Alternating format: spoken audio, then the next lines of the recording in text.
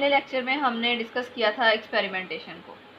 Experiments होते क्या हैं, उसमें हम लोगों ने डिस्कस किया था अगर एक हाइपोथेसिस बार बार किया जाए और वो रिजेक्ट ना हो तो वो थ्योरी बन जाता है।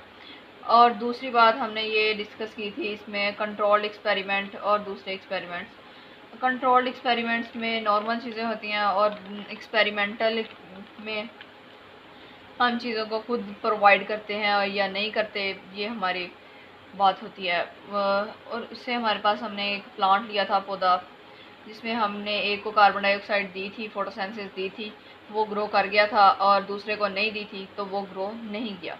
इसका मतलब ये हुआ कि हमारे पास वो चीज़ आ जाती है कि मतलब अगर किसी बार परफॉर्म किया जाए और वो हाइपोथेसिस रिजेक्ट ना हो तो वो हमारे पास थ्योरी की फॉर्म में आ जाता है।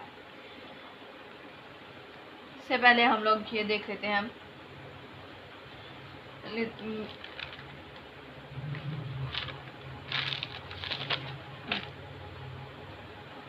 एक्सपेरिमेंट्स हमारे पास एक इम्पोर्टेंट स्टेप होता है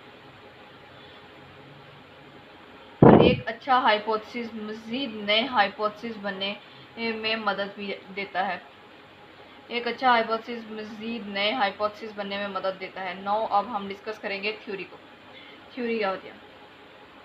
सबसे पहले मैंने इसकी डेफिनेशन में क्या लिखा है, डेफिनेशन डिस्कस करने से पहले मैं आप लोगों को एक बात ये बता देना चाहती हूँ कि अगर एक हाइपोथेसिस तजर्बात से गुज़र कर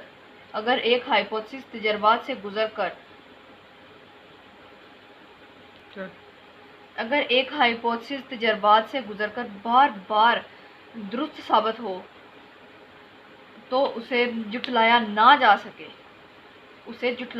जा सके तो वो थ्योरी कहलाता है। एक हाइपोथेसिस थ्योरी बन जाता है, फिर एक हाइपोथेसिस जो होता है वो हमारे पास थ्योरी बन जाता है।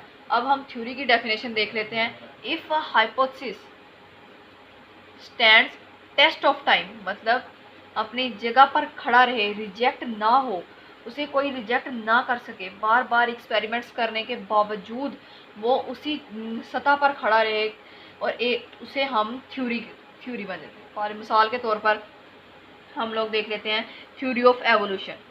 सबसे पहले theory of evolution,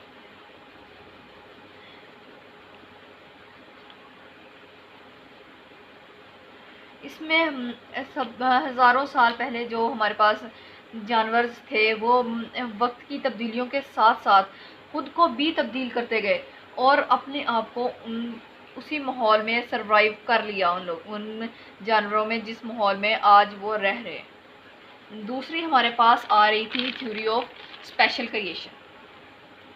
theory of special creation में जो जानवर आज मौजूद हैं वो कुछ साल पहले भी इसी हालत में मौजूद थे जिस हालत में वो आज मौजूद हैं। थ्योरी ऑफ स्पेशल क्रिएशन में साइंटिस्ट कहते हैं कुछ भी नहीं बदला, जबकि थ्योरी ऑफ एवोल्यूशन में जानवरों ने अपने आप को उस माहौल का आदी कर लिया था, उस माहौल में सरवाइव कर सकते हैं। नेक्स्ट हम देखते हैं प्रोडक्टिव थ्योरी। प्रोडक्टिव थ्योरी का मतलब है फर्दर हाइपोथेसिस, जिसमें हम और हाइपोथेसिस करते हैं। Productive theory is a type of theory that's just new hypothesis, जो हमारे पास नया हाइपोथेसिस को सजेस्ट करती है, and so testing goes on, और उस पर बार बार हम टेस्ट करते रहते हैं। नेक्स्ट हम लोग डिस्कस करते हैं लॉ को। लॉ की डेफिनेशन डिस्कस करने से पहले मैं आपको इसके बारे में थोड़ा सा मज़ीद बता दूं कि ये क्या होता है। जब एक हाइपोथेसिस थ्योरी बन जाता है तब तमाम साइंटिस्ट उसे एक चैलेंज के तौर पर कंसिडर करते हैं। जब एक हाइपोथेसिस थ्योरी बन जाता है तो उसे तमाम साइंटिस्ट जो होते हैं वो चैलेंज के तौर पर कंसिडर करते हैं, और जब वो चैलेंज के तौर पर उसे कंसिडर करते हैं और उस पर बार बार अपने तजर्बात करते हैं, मुशाहदात करते हैं, जिससे हमें फ़ायदा ये होता है कि नए नए हाइपोथेसिस बन जाते हैं, हाइपोथेसिस डेवलप किए जाते हैं, और अगर वो अपनी जगह पर कायम रहेगी वो थ्योरी अगर अपनी जगह पर कायम रहेगी तो वो थ्योरी बन जाएगी। और अगर नए हाइपोथेसिस किया जाता है और नए हाइपोथेसिस, नई थ्योरी हमारे पास आ जाती है, जिससे हमारे पास नए हाइपोथेसिस डेवलप होते हैं और हम नई थ्योरी को ला सकते हैं। और नेक्स्ट इसमें हमारे पास 2 एग्जांपल्स हैं। एग्जांपल से पहले हम लोग इसकी डेफिनेशन देख लें, अब क्या आएगी।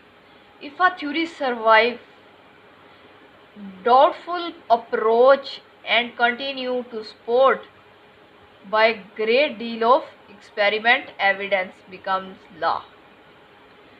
इतने तजर्बात और मुशाहदात करने के बाद भी अगर वो अपनी जगह पर खड़ी रहती है, तो एक्सपेरिमेंट्स करते हैं हम लोग एविडेंसेस की मदद से, तो तब वो एक लॉ बन जाती है। जैसे एग्जांपल के तौर पर मेंडल्स लॉ और हार्डी-वेनबर्ग लॉ। और उससे पहले हम इस लेक्चर का इस टॉपिक का एंड करने से पहले मैं आपको एक बात बता दूं कि साइंटिफिक लॉ इज़ यूनिफॉर्म और constant as uniform fact of nature. Constant होता है साइंटिफिक लॉ। नेक्स्ट हम लोग डिस्कस करते हैं डाटा क्या। Information such as names, dates and value obtained through observation, experimentation. वो इंफॉर्मेशन, वो तरीक़े या वो नाम या वो वैल्यूज़ जो हमें एक्सपेरिमेंट और ऑब्जर्वेशन से हासिल होती हैं, उन्हें हम लोग डाटा कहते हैं। डाटा ऑर्गेनाइजेशन नेक्स्ट हम देखते हैं। डाटा ऑर्गेनाइजेशन हम कैसे कर सकते हैं? ये हम टेबल की फॉर्म में भी कर सकते हैं। फ्लो चार्ट, मैप्स, ग्राफिक्स, इनके बारे में आपको पता ही होगा।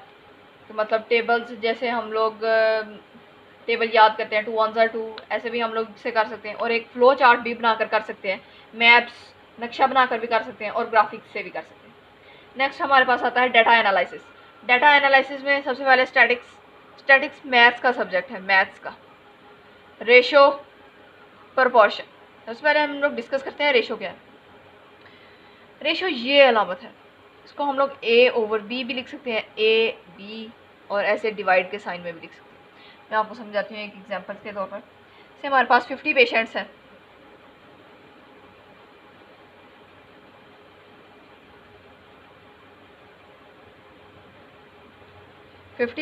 हैं। और 150 नॉर्मल, 150 नॉर्मल।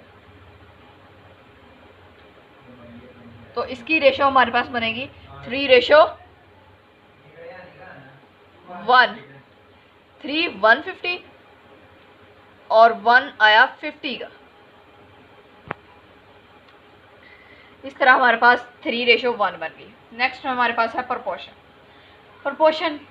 A/B इक्वल के साइन से भी हम लोग इसको कर सकते हैं, ऐसे भी कर सकते हैं, कॉलन का साइन। ऐसे एग्जांपल में हमारे पास था 14/20 कॉलन x/100। x हमारे पास कोई भी वैल्यू हो सकती थी। 14/20 को जब हमने 100 से मल्टीप्लाई किया तो हमारे पास x की वैल्यू आई 70। नेक्स्ट हम लोग देख लेते हैं bio informatics refers to the computational statistical techniques analyze biological data gathered after experiment। ये वाहद हमारे पास डेफिनेशन है जिसमें हम कंप्यूटर का इस्तेमाल भी करते हैं, स्टैटिक्स का भी करते हैं, बायोलॉजिकल डाटा का भी कर रहे होते हैं, और फिर हम इससे गैदर्ड आफ्टर एक्सपेरिमेंट जो डाटा हमारे पास आता है उसको हम एक्सपेरिमेंट्स करते हैं। अगर आपका कोई क्वेश्चन हो तो आप लोग हमें कमेंट्स में पूछ सकते हैं। Thank you.